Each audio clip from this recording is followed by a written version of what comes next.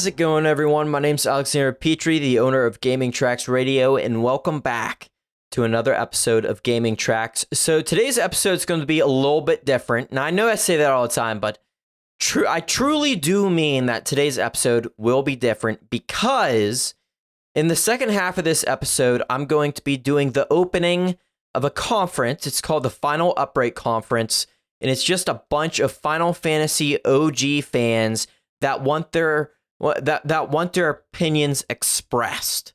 So I'm going to be doing the opening for that. I'm going to be discussing why I love the original Final Fantasy VII and why nothing can beat the original, not even the remakes. So you just want to stay tuned for that. It's going to be awesome. I also have a Games for Impact from an individual named Alex, and not to get confused with my name, but Alex is going to help by collabing with me for the radio station. Let me just tell you, this guy, the best way that I can describe him is beast. This guy is an absolute beast when it comes to his YouTube channel. He posts like twice or maybe even 3 times a day. I'm honestly for this most recent Summer Games Fest, he's like, yeah, I posted like 21 videos in like a week. I'm like, there is no way you got any sleep, dude. There is no way.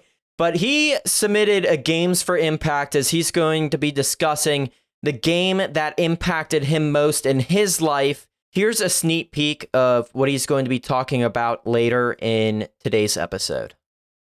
I remember my dad coming home from work. It was at night. Remember that very vividly. And he had this game in his hand. And it was Crash Bash. And to this day, I still have that version of Crash physically. I actually have Crash Bash 2 times physically for some reason. Stay tuned for that. But before I go any farther, I went to a concert this past Tuesday. And it really sucks. Like, it honestly really sucks because when I mention this to people, they just blank stare at me in the face. They're like, who? Like, what?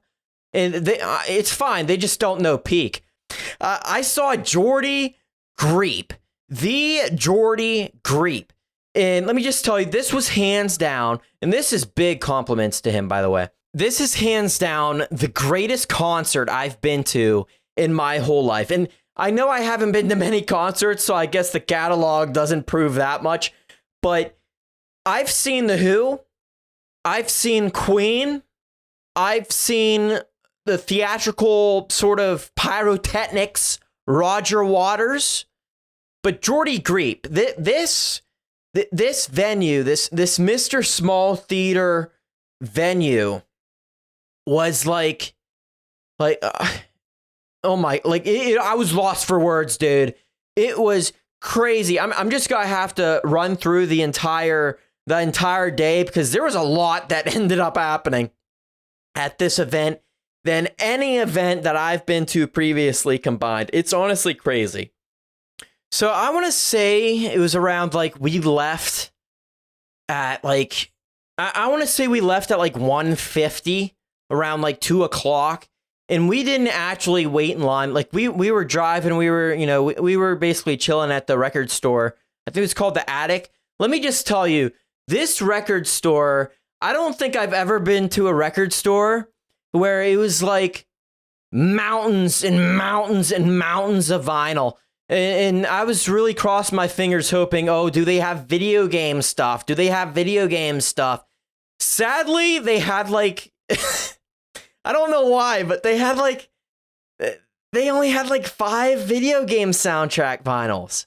And like, 4 of them were Teenage Mutant Ninja Turtles. It's like, no, why? Why is it so underappreciated? They had a boatload of other stuff. If you're not looking for video game stuff, they have everything. A bunch of blues, you got country, you got prog, you got all the hits, you got folk music, you got pop, you got rap. It's endless. It's endless. Hip hop, you name it, they have it. This thing was stacked, dude. I looked at my friend and I'm like, if this place was to burn to the ground, I don't know if I would be able to recover from this. This is like millions upon millions upon millions of dollars worth of vinyl. We're talking big bucks, dude. It was crazy. Like, I honestly, like, to me, just going there, I was speechless. I was actually speechless on how much they had. But that was only the start of this crazy night. So we didn't actually start waiting in line until 6 p.m. because that's what we do. We want to make sure we're first in line and get the front row seats. And it was open. It was open admission, so it was just a standing concert. It was first come, first serve. But we ended up waiting in line at 6 p.m. It was an hour before the doors open. And 10 minutes after we started waiting, these individuals start coming out. I'm pretty sure they were a part of the venue. But they had these flyers. They're like, hey, you guys want some flyers? They're kind of like loose. You know, it was just some leftovers or whatnot. And we ended up getting some stuff that no one else was able to obtain. We had these flyers for this event. So we took those flyers, brought them back to the car, and came back to the venue, and there was like 50 people. No, I'm just joking. There wasn't 50 people. It was still just us. We were still just in first in line. So we ended up waiting an extra like 40 minutes at that point in time or whatnot. And the doors open, and we purchased vinyl. I got a t-shirt, and we got front row. Like we straight up got front row. And let me just say, and I'll just mention this first, and then I'll go back to the concert itself. But the band members were amazing. They were so kind. They were awesome with the signatures.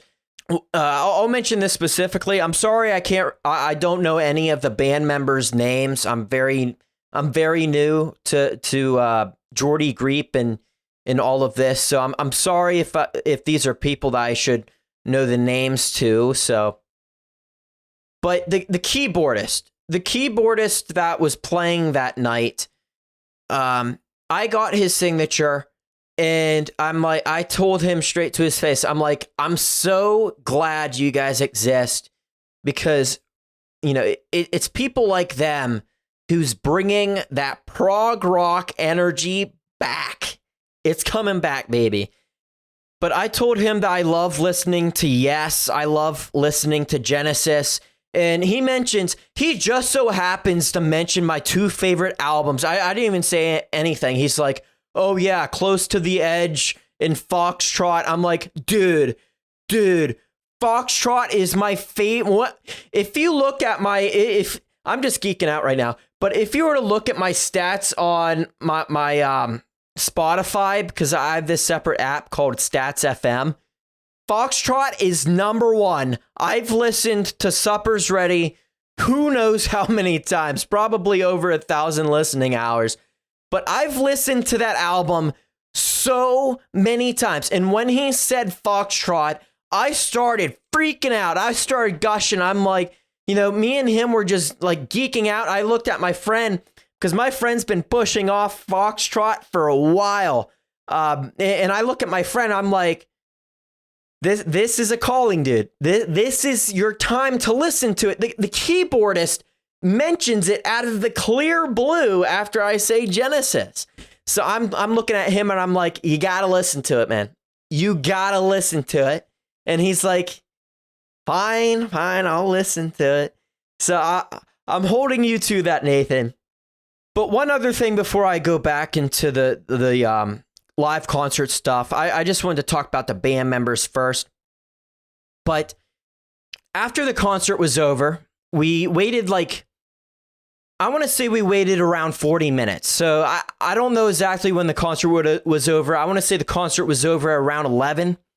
But we waited 40 minutes, maybe even 50, to see if Geordie Greep would come out. And in between that time, we talked to some other band members. We had some additional signatures. But we were going to call it quits. We saw this van drive by, and It had tinted windows. It was a completely black van, and it almost looked bulletproof, if I'm being honest. So in our heads, we're assuming, what if we're waiting for nobody? We were going to call it quits. Okay, that's the thing. We started walking down the street, and my friend's mom, she's like, "Do I hear Geordie Greep?" Like his voice is very distinct. Okay, it would be really hard not to hear him. But she thought she heard someone, and we turned around and we see someone with a red shirt on, and we're like, "No way, no way!" It's actually super funny because my friend started running towards him, and he's like, "Emperor Greep!" And if you guys don't know, that's his username on Instagram and all sorts of stuff. But this right here is what made it so surreal. The entire band just started busting out laughing, including Greep. They were all just like laughing their asses off, and it was so good. But anyway, so we talked to Greep a little bit, and I talked to him about how much I was so grateful of him kind of like bringing prog rock back and making sure that it wasn't like because a lot of prog rock nowadays aren't very theatrical. Like it's almost like a metal prog, which, that's something I'm not really I'm not really into that stuff. But to hear something unique and creative, like that's the prog that I like. But anyway, just to talk outside of the whole after show, let's talk about during the show, okay? Now, let me just say this, okay? The mosh pit was crazy, okay? It was like, this is actually really insane. So I was at the barricade, and someone pushed me really, like, they were pushing during the hard stuff, okay? But there was one specific shove. They lunged me forward. My vinyl falls on the ground, and I think it was the song Blues. But during an instance where the bass wasn't playing, the bassist jumped on the ground and picked my vinyl up. Like, oh my gosh! Like my friend to the left of me, Nathan, was like, his mouth was wide open. He's like, "There's no way!" It was just such a crazy experience. I did not, I just feel bad because I was being clumsy, I suppose. I should have been holding on to my vinyl or something. I just didn't expect a mosh pit because they were pushing me throughout the show. Like, I was like, okay. But that specific instance, it was like someone intentionally shoved me. Okay. And I'll take blame for that. Okay, I'm not someone that wants to push blame on anyone else. I'll take blame for not holding on to my vinyl, but nevertheless, what a surreal moment that was. But here's the thing. This is what wrapped it up in a really nice bow just to end the week.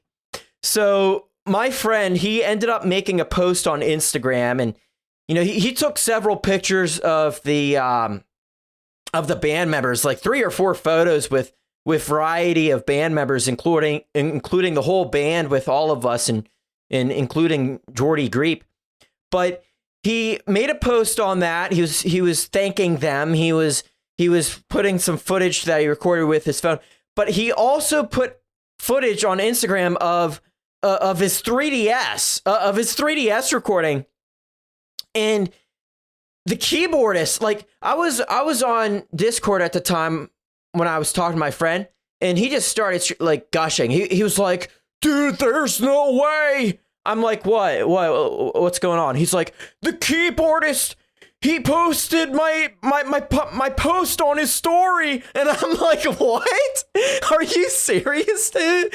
And then 5 minutes later, as I'm continuously talking to him, he's like, "No, what?" I'm like, what's going on? He's like, "The bassist did the same thing." I'm like, "What?" I'm like, "Are you serious, dude?" But the whole entire thing was just crazy. Like, even days afterward, like, this is just how awesome these band members were. And I'm just so thankful to see how nice they are, to the fans, whether they got annoyed by them, and I'm sorry if any of them got annoyed. I truly am, because I know the crowd got rowdy. Okay, I'm not going to deny that the crowd definitely got rowdy, but their composure, okay, their interactions with the fans.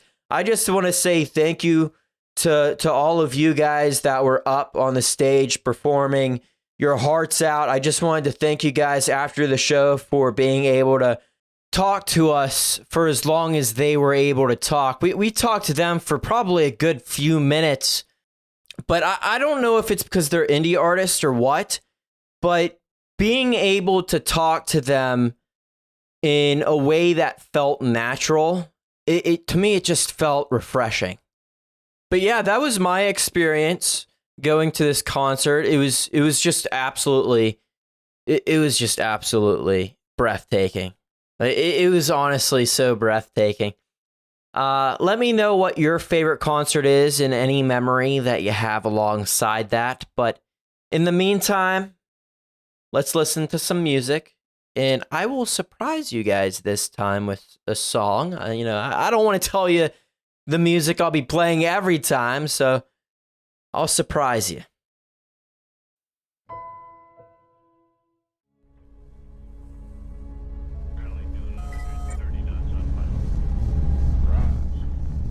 It is time to brace for impact.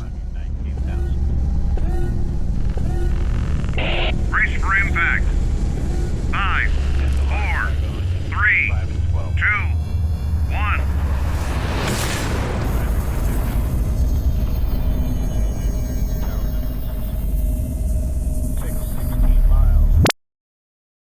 The Streets of Whiterun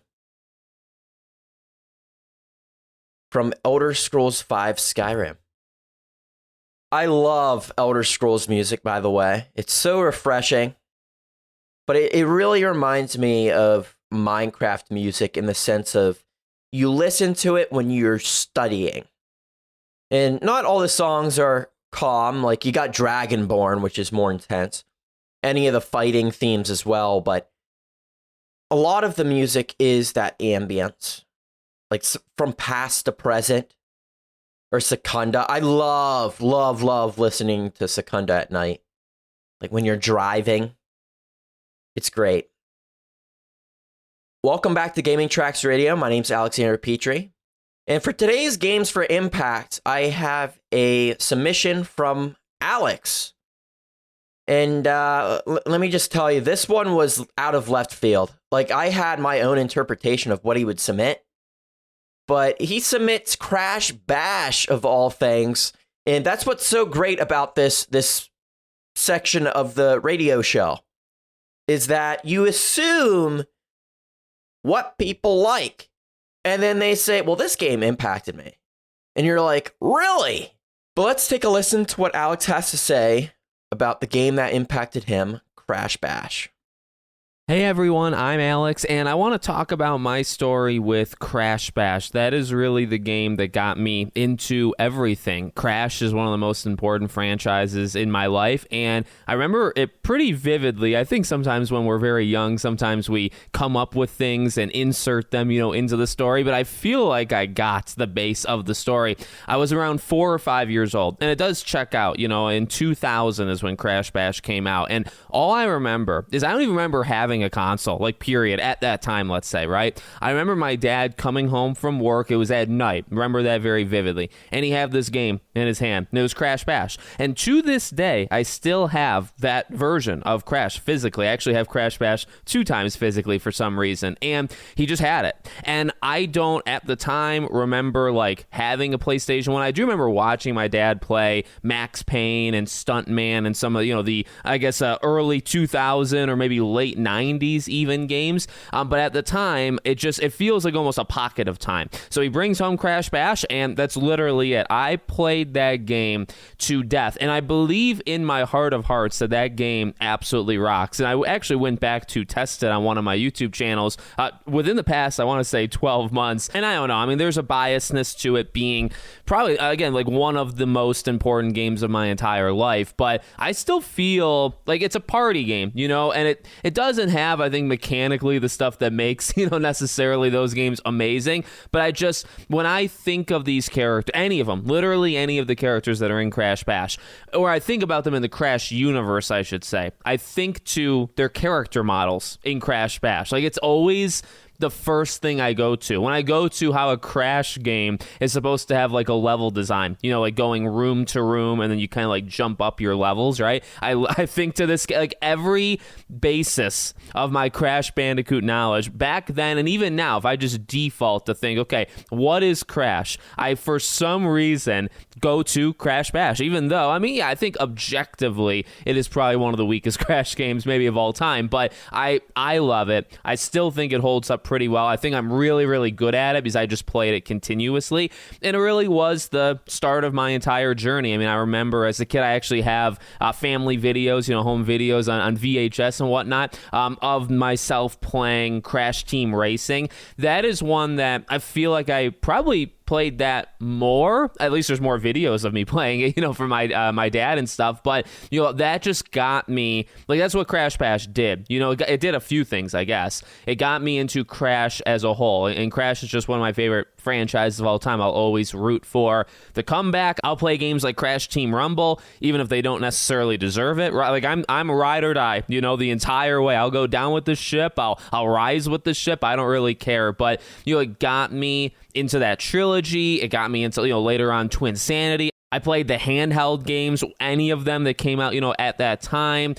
Team Racing, like I said, I played constantly. And I don't know if I got as good in any of them as I was in Crash Bash. Like, I think I was a god amongst men in Crash Bash. With everything else, maybe I wasn't as good, but I feel like I was good in Team Racing. So it got me into Crash, a franchise I'll forever be, you know, I guess grateful for getting me into. But it really, in terms of my memory, which I pride myself in my memory being pretty okay, I mean, it's really what got me into gaming. Because like I said, I really don't know if I had even played, like, I played Game Boy after. I remember playing Pokemon and getting it for Christmas and stuff like that. I remember, of course, Spyro and things like that as well. But I feel like Digimon World, one of the greatest, I guess, properties of all time as well. No, but I played all these games. But in terms of my memory, and I also think the age checks out. Like, Crash Bash was 2000. I was 4, even maybe 3. And, you know, that I really feel was the first game I ever put my hands on. I mean, I remember friends coming over. I'm talking about like in kindergarten, you know, maybe like a year or two later. I remember friends coming over and we would, for some reason, play, you know, Crash Bash, and I would get highly competitive and I would win. And like, that was my very first memory of that. And everything else followed. I don't know if I mean, would another game have gotten me on that track? Probably, but like how I get to Sly eventually, I feel like comes through Crash. I also think the genre, even though Crash Bash is a terrible example of that, right? But like Crash that's a good example, right? Crash, Spyro, Jak and Daxter, Ratchet and Clank, Sly, all those games. I mean, those are all part of the same stuff. Crash Bash is not that, but I think it was important to me because I loved it so much, and then it just moved me over into like, oh, this isn't the only Crash game. Well, let me try these. And then you kind of realize, okay, Team Racing is it rocks, but it's kind of the offshoot. You know, Crash Bash is the offshoot. Crash is, you know, what it is, and you have the trilogy even back then and all that jazz. So then you get into that, and I've told that story before. I feel like that got me on the path. It went from Crash to, like, generally, again, like Ratchet and Clank and Jak and Daxter, like those games were there. But generally, it went Crash, Spyro, Sly. That was and it got me to Sly, and it got me to, you know, everything that came after. But I'll always hold such love, you know, for Crash Bash in general. I'll always hold such love for Crash in general. And like I said, I would do literally anything for this franchise to come back. Thank you, Alex, for that memo submission. But you mentioned that Crash Bash is one of these party style type of games. And for me, I already mentioned this in a previous episode, but I only talked about the story side of things. But Super Monkey Ball 2, I loved the party games that was on it. Like, my favorite one was probably the monkey targets, where you're like sitting here, you're gliding. And I liked how the first round in that mini game, there's just this target, but you could go way past that target, and then you find two other ones, and then you have to travel so far that you nearly hit the water just to reach the highest score possible. I also loved the bowling and how the lanes can be like very exotic and just crazy. But to me, I'd say that was my big party game when I was growing up. You know, just a step into modern times a little bit. You talk about how the thing that resonated with you the most was the character designs and just how creative and unique they are. I think of today and I'm like, besides Nintendo, there are no animal mascots whatsoever. You just can't find them. Can you think of any Sony or Xbox animal mascots, like actual current day animal mascots that act as an image for one of those companies? Like some sort of in-house studio? Like, can you think of any? No, of course not. Everything revolves around humans in a narrative-based story. Now, there's nothing wrong with that, but I'm just saying, why can't we have these more unique, creative, animal-based? Because a lot of these games way back in like the early 2000s, like you said, maybe the late 1990s, these character designs were more eccentric. It almost seemed like the cartoony side of things, they had more dynamic reactions to them. They were more expressive. But I'm just crossing my fingers, hoping that at some point we can get more creative, more kid-friendly, because that's the thing that's lacking with PlayStation now. You gotta attract every age to be the most successful. Okay, you gotta attract everybody. And to me, I think PlayStation's lacking in that department, because, you know, you look at PlayStation 1, PlayStation 2, and they were completely littered with a bunch of cartoony style games. I just wish PlayStation would sort of, what's the word?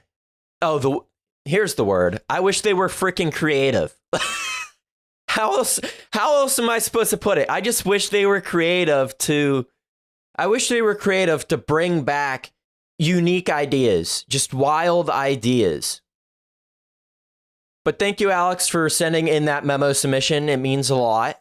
You know, it helps by contributing to the show. But let's go ahead and move on to another song. I want to get this thing steamrolling here. We got a lot to discuss. We got a lot more content to talk about. But it seems like they're almost ready for me to go on stage. So I'm going to pick a relatively short song.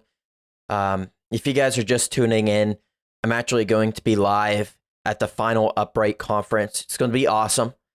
But I'm going to be talking about Final Fantasy VII and why I think the original is one of the best games ever made. Like, it's just going to be awesome. It's just a bunch of OG fans that come together once a year to kind of geek out about how awesome the original game is. So, I'm honestly just spewing on because I want this thing steamrolling to the point where, by the time the song ends, I can just go ahead and go on stage and whatnot. So, I'll just play. I'll play a relatively long song, or actually, hold on. Okay, I actually can't do a song right now. I'm actually going to have to go ahead and go on stage here. I will, I'm sure there's someone doing the live out there, so I'll just see you guys here in a minute, and you'll probably hear the audience in just a few, so I will, I'm a little nervous, but I'll see you guys here. I'll see you in a few seconds.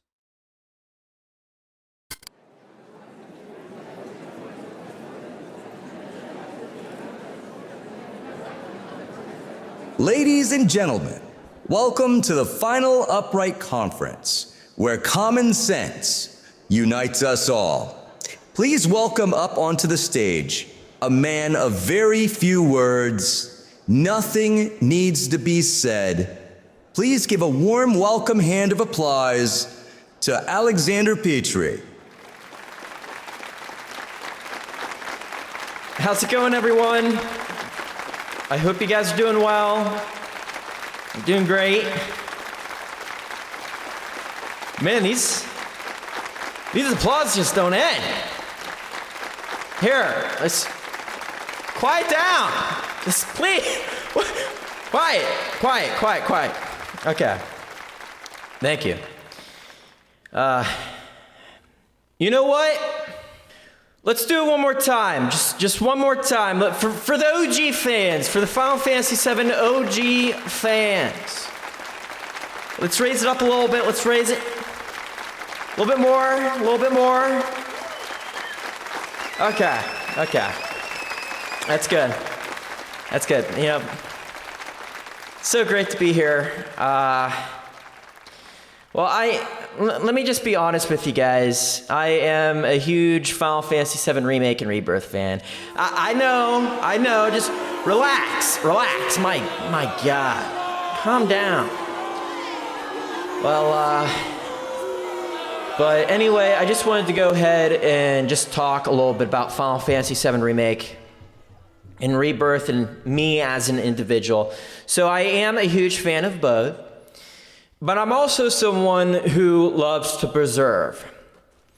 And if we ignore the fact that the original Final Fantasy VII is the foundational piece of what made Final Fantasy popular in the West to begin with, then you're just going to end up with shit. That's exactly what Remake and Rebirth has a foundation planted upon. What was a gold mine of endless possibility has been manipulated, changed, brainwashed, and completely altered. A core example of this. Did you hear that they ended up removing Bone Village? And there's individuals here trying to defend, yeah, I know. They're trying to defend the removal of Bone Village. When you take a look at Rebirth, and they include a town called the Crow's Nest, it doesn't even include anything to the story. Yes, you have every right to get upset.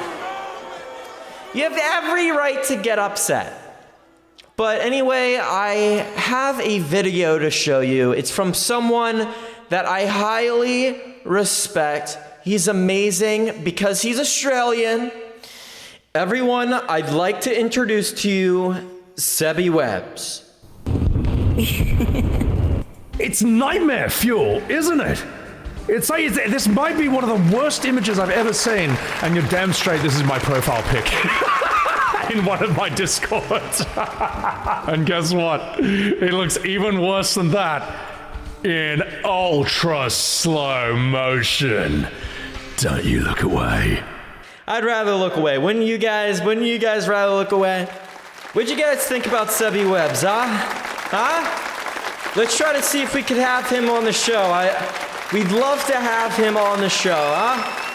Let's see what we can do. I'd love to try to get him on. Let's see.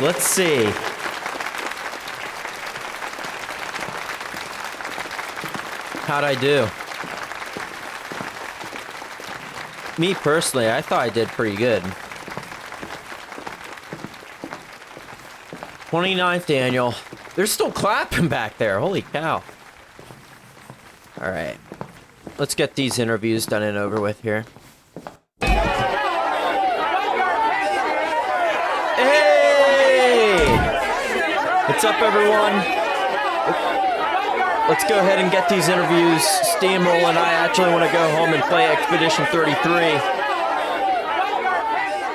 Just, fire away any questions that you guys have.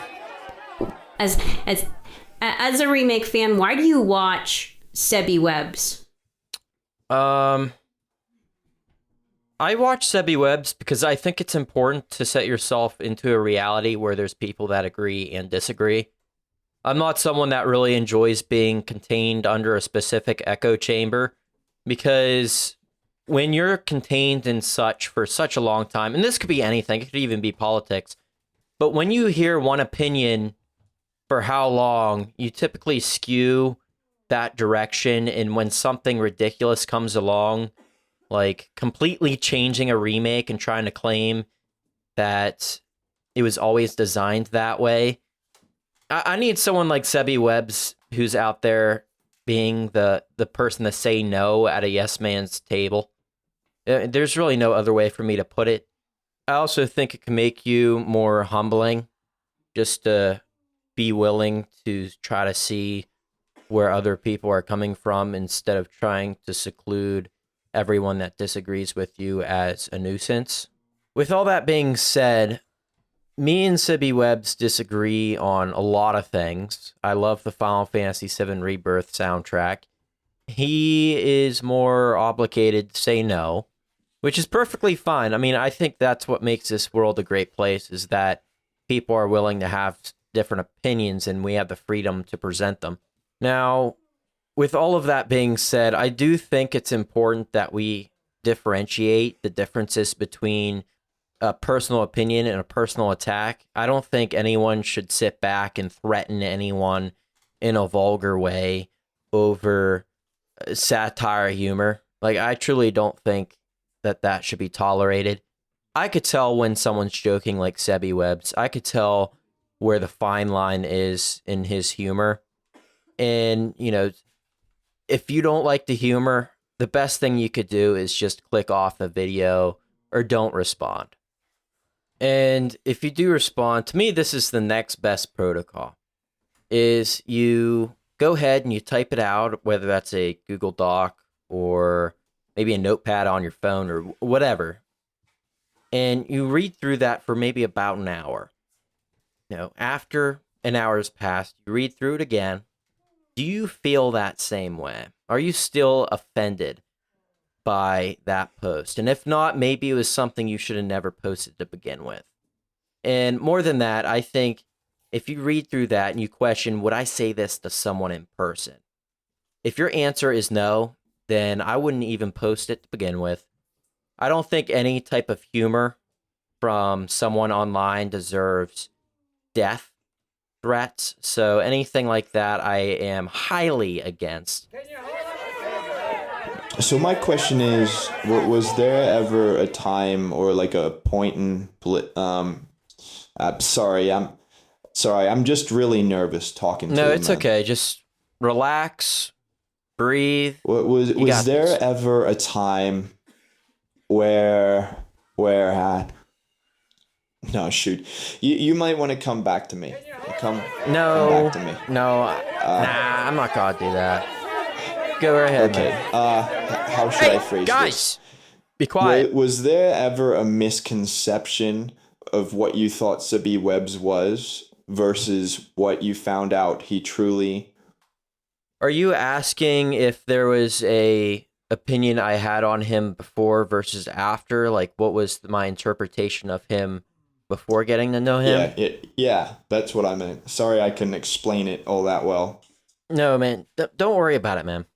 That's actually a really touchy subject. I want to dodge around the landmines here and be respectful to everyone. I'm going to try to remember here, but my interpretation of him way back, this was like last year, and it kind of, what really started it all was the Expedition 33 realization of how excellent it was.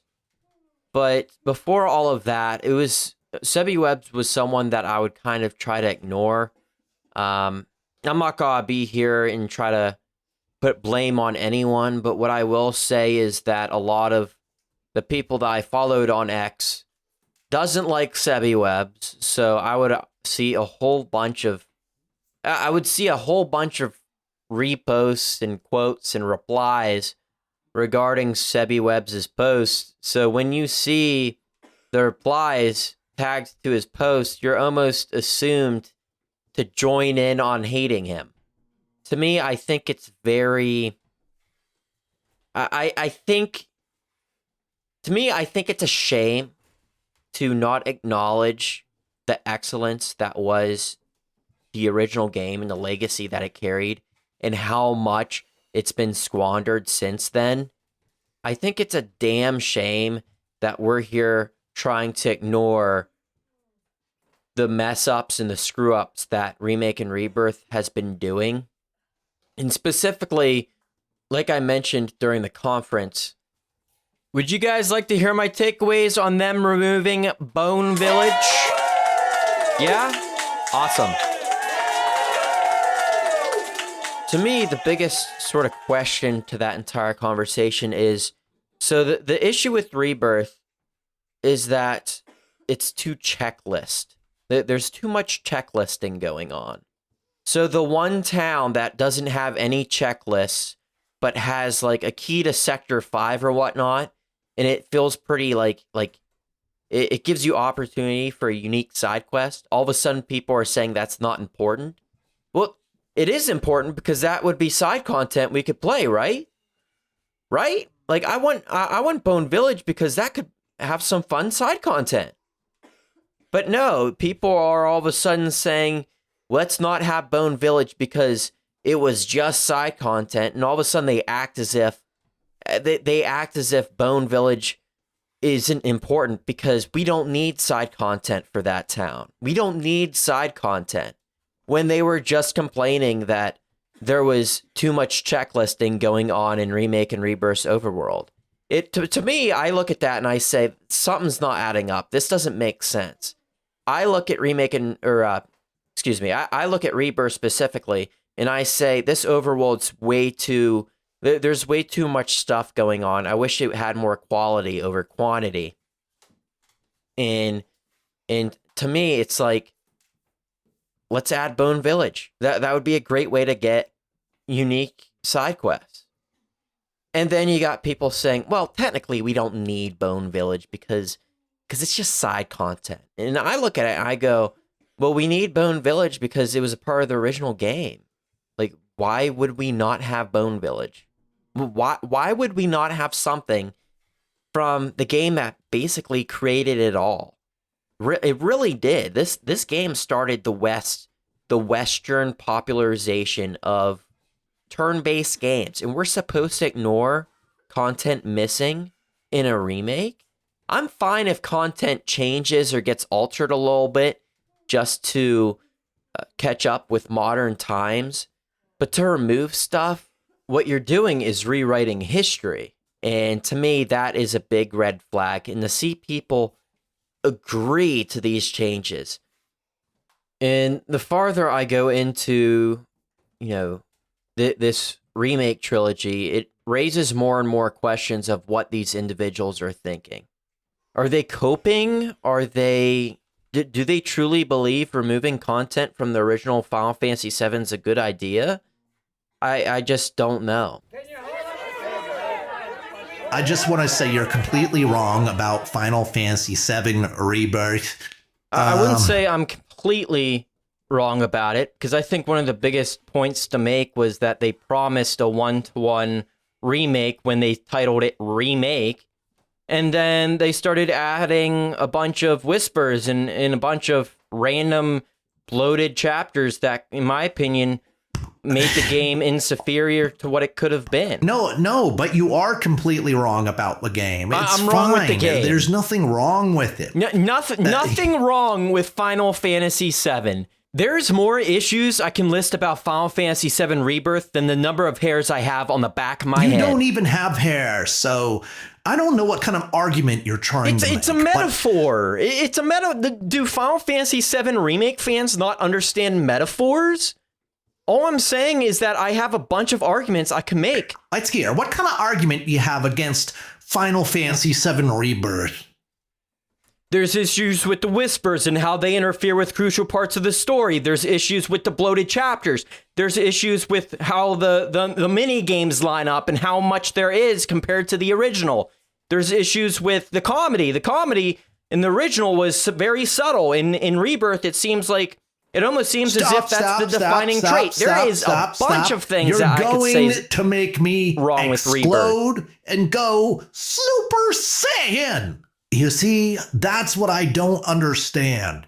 Why does the OG faithfulness have to dig into and bash what the modern fan base enjoys? I love the game. Okay, that's the thing. I don't even hate the game. I love the game. I just find that there's just too many issues to say it's something that would identify as a perfect remake. I mean, from the combat, it's like you expect to at least have the combat be one for one. You're just not a fan of Final Fantasy VII. Why is that always an argument? You just gotta move with the times. What? The combat has changed. What about It's Expedition real-time 30? action. It's no longer turn-based Oh my gosh. anymore. What about Expedition 33? That game won like freaking 50,000 Game of the Year awards. Stop talking about that. You know what? Just kill yourself. Oh, Kill okay. yourself. Okay, Just get end him it out of all. here, please. For love, just get him out of here. He's just. You watch. I'll be back next year. Oh boy. Exact conference when Revelation comes out, and you will regret it. Gosh, why is that always the, like, you know what I mean? Why is that always the final resort? Why is that always the final resort? Just wanting someone to kill themselves. That's always how it is, and it's just an opinion. That's the thing. It's just an opinion. Gosh, but anyway, sorry for that. That was my bad. I will apologize for my slight outroar, because that's what civil people do. I'm sorry for getting a little hot-headed. But any more questions for Final Fantasy? So you said you're someone who loves the remake trilogy. Yep. It's probably one of my favorite games of all time. How does someone find out that they also enjoy watching SebbyWebz' content? That's the question. I might actually end this on this question. That's a really good question. So how I ended up liking SebbyWebz was by not watching his remake and rebirth content. It was Expedition 33, and he's like, this is what Final Fantasy VII Remake and Rebirth should have been. And, you know, this was before I started playing it, because I didn't start playing Expedition until, I want to say, this past December. But when I played it in like late November, early December, I fell in love with Expedition. And looking back at those SebbyWeb videos, I was like, man, you know what? He's kind of right. He's kind of right. This is exactly what Final Fantasy VII was, and then all of a sudden things shifted gears, and you know, it's not just Final Fantasy. A lot of IPs shift gears. They become politically correct. They make things seem softer. I call it babifying. But yeah, just how I ended up finding out about SebbyWebz and agreeing with him stems from Expedition 33, and I agreed with every single take he had on Expedition. Then you delve in, and then you dive into his remake and rebirth content, and the dots start aligning. Like the stars start connecting, and you kind of just take it all in. And I was a huge fan of remake and rebirth then, but hearing his point of view really made me realize the remakes could have been Expedition 33. All right, guys, that's got to do it for all the interviews. I have one more thing to say, so if you guys could just be a little bit quiet, please. Please. Thank you. So, for those who don't know who I am, because I know this is the first time I'm opening up for the Final Upright Conference.